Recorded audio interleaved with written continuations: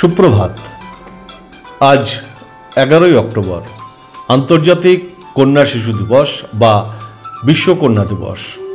লিঙ্গ বৈষম্য থেকে সুরক্ষা, শিক্ষার অধিকার, আইনি সহায়তা, চিকিৎসা সুবিধা, বাল্যবিবাহ, ন্যায্য অধিকার ইত্যাদি বিষয়ে সমাজকে সচেতন করতে 2011 খ্রিস্টাব্দের 19শে ডিসেম্বর আন্তর্জাতিক কন্যা শিশু দিবসের প্রস্তাব রাষ্ট্রসংঘের সাধারণ সভায় গৃহীত হয় এবং 2012 খ্রিস্টাব্দের 11ই অক্টোবর বিশ্বজুড়ে আন্তর্জাতিক কন্যা শিশু দিবস পালিত হয়। প্ল্যান ইন্টারন্যাশনাল নামক বেসরকারি সংস্থার because I am a girl আন্দোলনের ফলস্বরূপ কন্যা দিবসের ধারণা প্রসূত হয়। প্রতি বছর আন্তর্জাতিক কন্যা দিবসের বিশেষ আলোচ্য বিষয় থাকে। প্রথম বছরের আলোচ্য বিষয় ছিল বাল্যবিবাহ বন্ধ করা।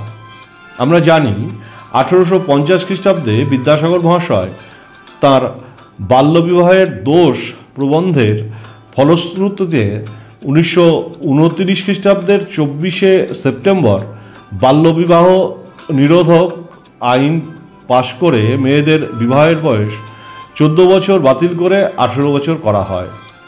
কথাগুলো বলতে খুবই লজ্জা হচ্ছে যে বাল্যবিবাহের সমস্ত কুফল জেনেও 175 বছর পূর্বের বিদ্যাসাগর মহাশয়ের মতো একজন সমাজ সংস্কারক মানুষের সামাজিক চেতনা প্রায় 100 বছর আগে প্রবর্তিত আইন আজ অবধি কার্যকর করতে পারেনি।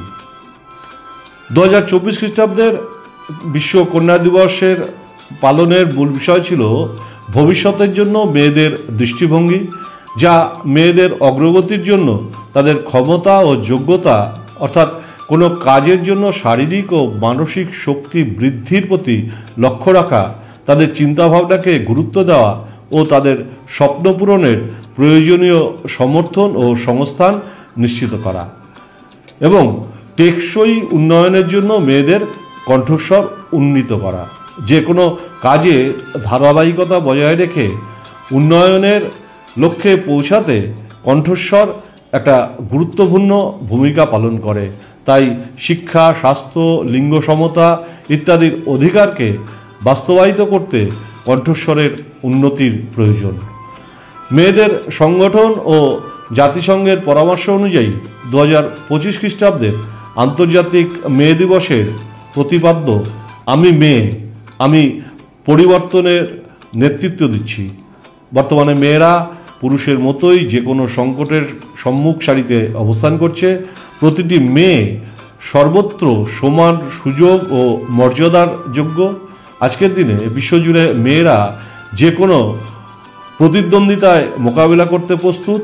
তারা সংগঠিত হচ্ছে, ন্যায্য বিচারের জন্য লড়াই করছে, সন্ত্রাস দমনে সোচ্চার পদক্ষেপ নিচ্ছে, সর্বোপরি সার্বিক ভবিষ্যৎ পর্যালোচনায় অংশ নিয়েছে। তাই তাদের পদক্ষেপকে উপেক্ষা না করে তাদের চাহিদা এবং অধিকারকে হেয় না করে তাদের উৎসাহিত করুন, তাদের অসীম সম্ভাবনাকে স্বীকৃতি দিন। কারণ মেয়েরাই উন্নত পৃথিবীর জন্য প্রতীক্ষা করছে না, তারা নতুন পৃথিবী তৈরি করছে। সকল কন্যাকে জানাই আন্তরিক অভিনন্দন এবং শুভেচ্ছা। নমস্কার।